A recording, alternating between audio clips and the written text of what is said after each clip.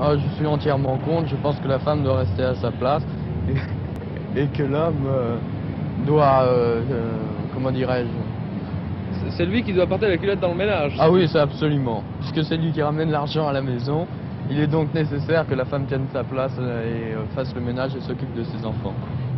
Je suis convaincu que le mari n'a pas de vocation préétablie et de droit naturel à être le chef de ménage, mais je pense qu'il faut un chef de ménage, car autrement, il y a des questions qui sont insolubles, leur intimité même et le caractère discutable de leur solution empêche aucun juge de pouvoir les trancher.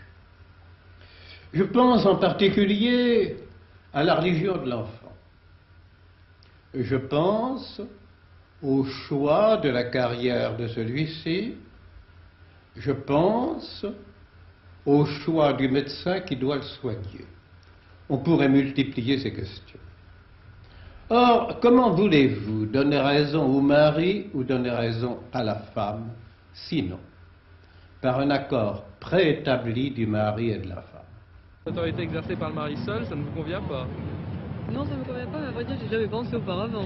Il faut que vous me le demandiez pour que j'y pense. Je vous remercie. L'autorité parentale, lorsqu'on dit que c'est au père que ça le revient exclusivement, je crois que à notre siècle, mais en 1970 et aujourd'hui, pour un certain nombre de gens, c'est déjà dépassé. Donc ça n'ira que répondre, et ça n'ira que dans le sens, si vous voulez, de ce qui est la réalité dans un certain nombre de foyers.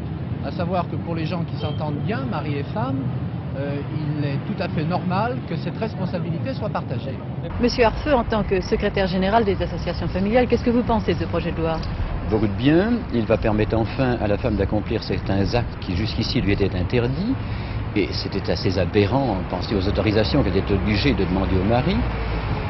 Sur les points essentiels, il y a des réserves que font certains, mais nous ne les partageons pas. En particulier, nous pensons qu'il est heureux qu'en cas de désaccord, le mari puisse prendre la décision, puisque la femme garde sa possibilité de recours. Cette autorité du mari, dans le cas d'urgence, donne un aspect de sécurisant pour les enfants, et ceci nous paraît fort heureux. Ce qui est important, je crois, dans ce projet de loi discuté à l'Assemblée nationale, ça n'est pas tellement le projet de loi lui-même, qui en fait ne fait que reconnaître un état de choses. C'est le fait qu'on en discute. Car c'est une espèce de reconnaissance du rôle des femmes à l'intérieur des foyers. Il est certain qu'avec le monde moderne, le fait que les hommes sont obligés d'être de plus en plus longtemps absents du foyer, de déjeuner à l'extérieur, elles ont des responsabilités qui sont à elles et qu'elles veulent bien assumer, mais qui jusqu'à maintenant n'avaient pas réellement d'existence légale. Donc je ne pense pas que qui que ce soit pourrait ne pas voter ce projet de loi. Mais c'est une satisfaction de penser qu'il est là, on en parle. Alors on a dit à propos du projet de loi qu'il risquait d'installer un ménage à trois qui soit le mari, la femme et le juge dans les foyers. Car chaque fois qu'il y aurait conflit, on risquerait d'avoir recours à la justice. Mais tout le monde sait que quand il y a conflit, de toutes les façons, la situation est dramatique. Et ce projet de loi n'est pas fait pour les cas de conflit, ou de toutes les façons d'ailleurs, on avait recours au juge pour transiger.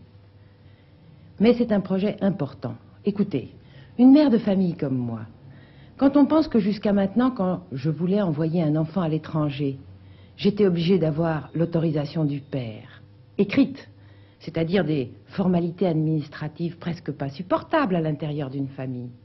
Eh bien, dorénavant, une décision de ce genre ne fera pas appel à un acte aussi démodé, et je dirais presque un peu humiliant pour la femme, que d'avoir recours à un papier signé du père.